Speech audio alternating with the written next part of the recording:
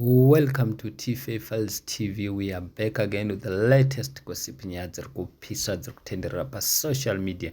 Muri sei kumativi ese enyika. Zimbabwe military wishes Idi Mnangagwa dead.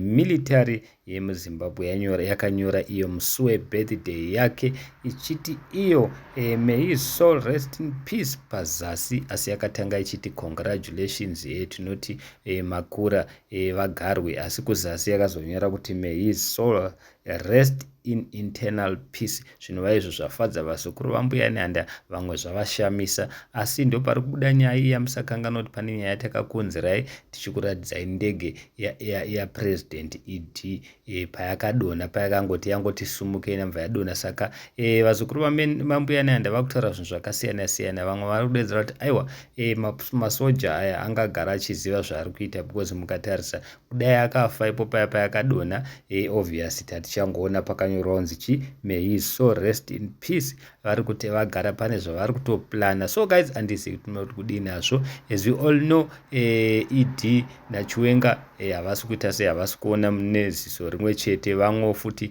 vari kungoita sei vari kuzama kuurayana. Munongoziva mega ZANU-PF team yevarakashi kuti chii chiri kuitika. Asi vamwe vanhu vari kudedzera vachiti aiwa, munongoziva mega military yakupindira yaneta nezviri kuitwa chii neZANU-PF. Hanzi military mukaona yapindira sezvo yakuita izvi inoziva zvairi kuita. Saka there are a lot of people vari kufara, vari kuti aiwa iri bho manje.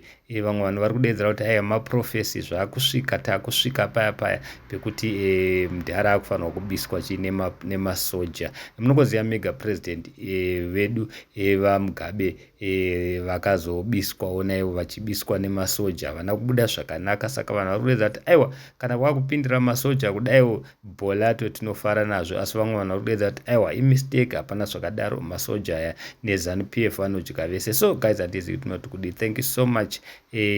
Totenderera pasocial media.